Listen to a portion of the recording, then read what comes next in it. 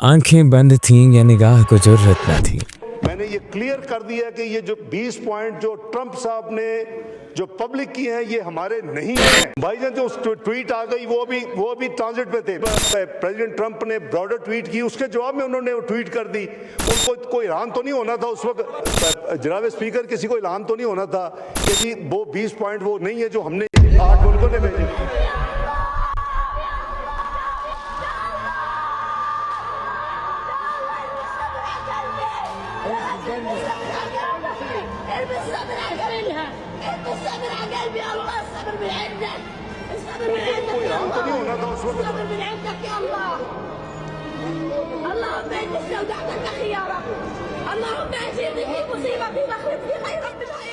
हमारे हुक्मरानों ने जाने अनजाने में ये जानबूझकर ऐसे कागजात पर साइन कर दिया जिनकी वजह से आज उम्मत मुस्लिमा तबाही के दहाने पर खड़ी है।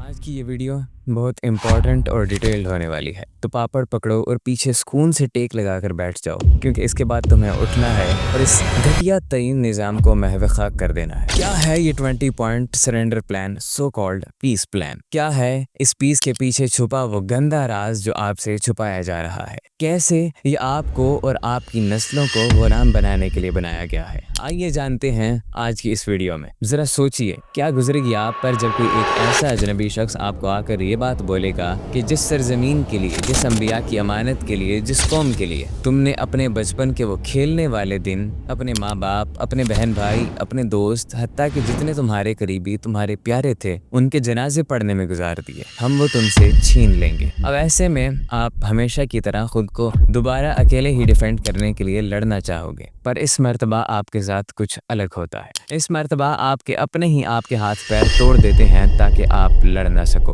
बात सिर्फ यहाँ तक नहीं रुकती, आपके अपने आप के खून के प्यासे भी हो जाते हैं, सिर्फ आपके दुश्मन को ये बावर कराने के लिए कि वो आपके दुश्मन के वफादार थे, हैं और आगे भी रहेंगे। ये कोई फिल्म या कहानी नहीं, ये रियलिटी है, और ये रियलिटी है फ़लस्तीन। साल था 1948 जब दुनिया में मौजूद हर गैरतमंद मुस्लिम रियासत ने इस यहूदी रियासत को मानने से इनकार कर दिया, जिसमें बिलाशुबा पाकिस्तान हमेशा से फर्स्ट प्रायोरिटी पर आता है, कायदे आज़म के उन चंद अल्फाज की बदौलत जिन पर आज हम भी फख्र करते हैं। इसराइल उम्मत मुस्लिमा के दिल में घोंपा गया खंजर है। ये एक नाजायज़ रियासत है जिसे पाकिस्तान कभी तस्लीम नहीं करेगा। शायद हमसे ये अल्फाज बहुत जल्द छीन लिए जाए, हमारा ये फ़ख्र हमसे छीन लिया जाए। जी हाँ दोस्तों, आपने बिल्कुल सही सुना, बहुत जल्द हमारे पासपोर्ट पर लिखी गई ये तहरीर हमसे छीन ली जाएगी, सिर्फ उस 20 पॉइंट पीस प्लान की बदौलत जिस पर सिर्फ एक बात लिखी गई है कि मुसलमानों को इसराइल को तस्लीम करना ही होगा, और फ़लस्तीन, इसराइल से होने वाले किसी भी हमले का जवाब देना तो छोड़ो, पूरा का पूरा फ़लस्तीन इसराइल के हवाले कर दिया जाएगा। जी हाँ, आपने बिल्कुल सही सुना, जिसने 1948 से लेकर 2023 तक कम से कम 1,36,000 इंसानों को शहीद कर दिया है, जिनमें मुसलमान और ईसाई दोनों शामिल हैं। और सिर्फ 2023 से लेकर 2025 तक एक ऑस्ट्रेलवी माहनामा एरिना के मुताबिक 6,80,000 इंसानों को शहीद किया जा चुका है। लेकिन अभी भी कुछ रिपोर्ट्स के मुताबिक, जैसे ABC की ये रिपोर्ट बताती है कि अभी तक 65,062 इंसानों को शहीद किया गया है 2023 से लेकर 2025 तक। अब सच क्या है वो अल्लाह से बेहतर कोई नहीं जानता, लेकिन याद रखिएगा हकीकत वही होती है जो आपसे छुपाई जाती है। 2022 में इंटरनेशनल मीडिया आपको पता है क्या कोट करता है? इंटरनेशनल मीडिया कोट करता है कि ये जो इसराइल में हालिया गवर्नमेंट बनी है ना,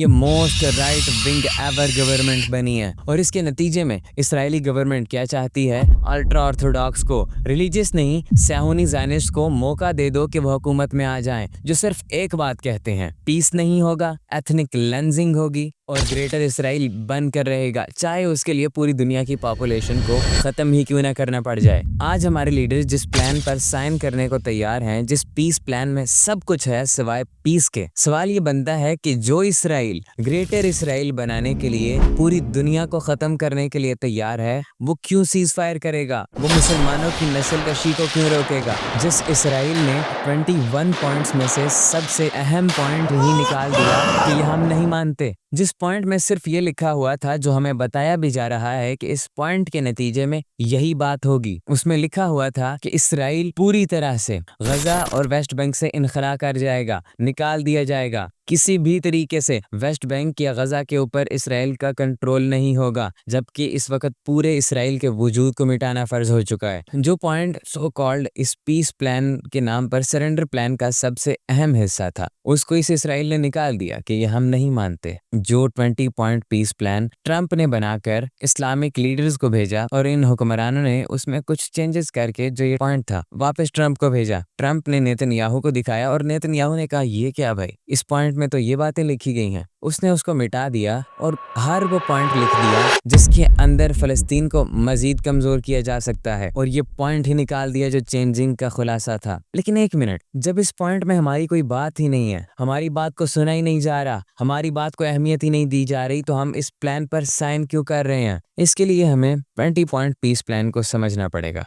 अच्छा, ये वीडियो एडिट करने के दौरान मुझे एक चीज़ पता लगी है। इससे हमारे भाई, हमारी बहनें गज़ा में जो हैं मौजूद, वो काफ़ी खुश नज़र आ रहे हैं। लेकिन आपको ये जानकर हैरानगी होगी कि ये खुशी उनकी लिमिटेड है, एक टाइम बाउंड है। क्यों? क्योंकि इसराइल ने जो मुआहदा किया है, जो अभी मैं आपको आगे जाकर बताऊँगा, आगे तक वीडियो देखिएगा।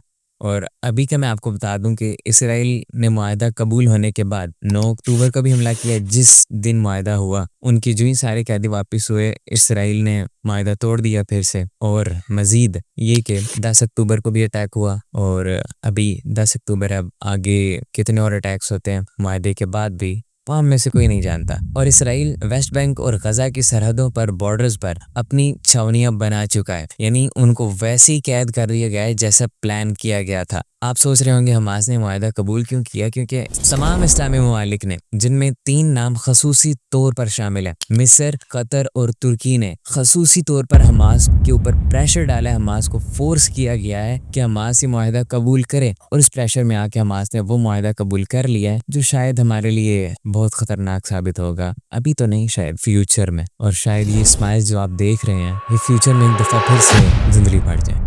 तो आइए समझते हैं इस 20 पॉइंट पीस प्लान के अंदर लिखा किया गया है। Point 1 of peace plan, hostage release. इस पॉइंट में लिखा गया है कि सबसे पहले फ़लस्तीन यानी हमास इसराइल के तमाम कैदी सिर्फ 72 घंटों के अंदर अंदर वापस करेगा, और जब एक बार हमास सारे कैदियों को वापस कर देगा, तो इसराइल 11,000 कैदियों में से सिर्फ एक लिमिटेड अमाउंट कैदियों की रिहा करेगा। जो कैद किए गए हैं उम्र भर के लिए, उनको रिहा किया जाएगा, और 1700 वो कैदी जो 2023 के बाद कैद किए गए, उनको रिहा किया जाएगा। और बाकी 9,050 कैदी इसराइल की जेलों में ही हमेशा के लिए सड़ते रहेंगे। और सिर्फ यही नहीं, 7 डेड बॉडीज भी वापस की जाएंगी इसराइल की जानिब से, जो कैद में ही शहीद हो गए थे। इसराइल के लिए चलेगा, और हमास को ये एक्सेप्ट करना पड़ेगा। एक तरफ हमास को तमाम के तमाम कैदी वापस करने हैं, और हमें सिर्फ और सिर्फ 1950 कैदी वापस किए जा रहे हैं, और उनके साथ कुछ डेड बॉडीज भी वापस आएंगी। और इसराइल के लिए कोई टाइम बाउंड भी नहीं किया गया, इसराइल जब मर्जी चाहे वापस कर दे। पॉइंट नंबर 2 और 3, विड्रॉल एंड एड। इस पॉइंट में लिखा है कि phase by phase Israeli military Gaza और वेस्ट बैंक से विड्रॉ करना शुरू कर देगी, और साथ ही साथ रोजाना के 608 ट्रक्स गजा के अंदर भेजे जाएंगे। अब ये बात सुनने में बड़ी मीठी और दिल को छू जाने वाली लगती है, पर असल ट्विस्ट यहाँ से आगे शुरू होता है, जब आप थोड़ा सा और डीप पढ़ते हैं। इसराइली मिलिट्री गजा और वेस्ट बैंक से विड्रॉ तो करेगी,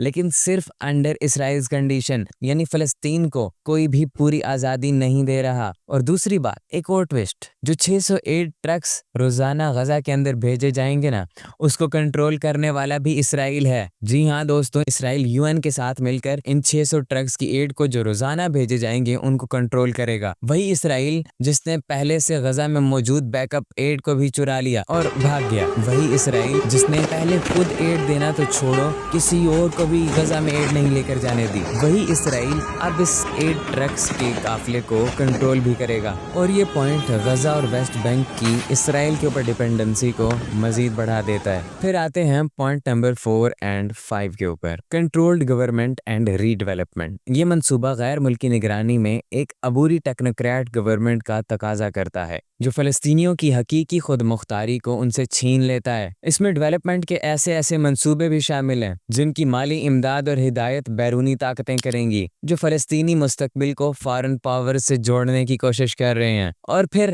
سب سے خطرناک پوائنٹ آتا ہے پوائنٹ نمبر 6 اور 7، اسرائیل ریکگنیشن اینڈ 2 اسٹیٹ سولوشن۔ یہ پلان کہتا ہے کہ غزہ کے لوگوں کو زبردستی نہیں نکالا جائے گا، لیکن اصل میں اسرائیل کا وہ گھٹیا ترین قبضہ ہی نکالنے کا دوسرا نام ہے۔ اس کا بڑا مقصد یہ ہے کہ اسرائیلی 2 اسٹیٹ سولوشن کو لایا جائے، یعنی اسرائیل کو پوری طرح تسلیم کر لیا جائے، اور اسرائیل کو تسلیم کرنے کے لیے فلسطینیوں کو مجبور کیا جا رہا ہے، اور فلسطین ایک چھوٹی صرف نام کی ریاست بن کر رہ جائے جو خود سے کچھ بھی نہیں کر سکے گی۔ یہ جو پوائنٹ ہے یہ اس پلان کا سب سے خطرناک پوائنٹ ہے، اور ایک قسم کا اس پلان کی سمری بھی ہے۔ اسرائیل اس پلان کے ذریعے چاہتا ہی یہی ہے، اور ابھی تو سنو اسرائیل اس پلان کے ذریعے اور بھی کیا چاہتا ہے۔ پوائنٹ نمبر 8 اور 9، security freeze and monitored ceasefire. یہ پوائنٹ اصل میں بیٹل گراؤنڈ کو فریز کر دیتا ہے اور سٹیپ بائی سٹیپ وڈرا کے نام پر فلسطینیوں کو قبضہ شدہ علاقوں میں قید کر کے رکھ دیتا ہے، اور اس سیز فائر کی شرائط بھی فارن پاورز ہی نافذ کریں گی، جس سے اسرائیل کے پاس سیکیورٹی کا بہانہ بنا کر کنٹرول کرنے کا پورا موقع ہوگا، اور فلسطینی ایک طرح سے یہودیوں کے غلام بن کر رہ جائیں گے۔ پوائنٹ نمبر 10 اور 11، international monitors and disarming resistance. یہ پلان کہتا ہے کہ انٹرنیشنل مانیٹرز لگائے جائیں گے سیکیورٹی کے لیے، لیکن در حقیقت وہ مانیٹرز غزہ کے اندر اسرائیل کے گارڈز بن کر بیٹھ جائیں گے، اور دوسری طرف فلسطینیوں کو مجبور کیا جا رہا ہے کہ وہ اپنی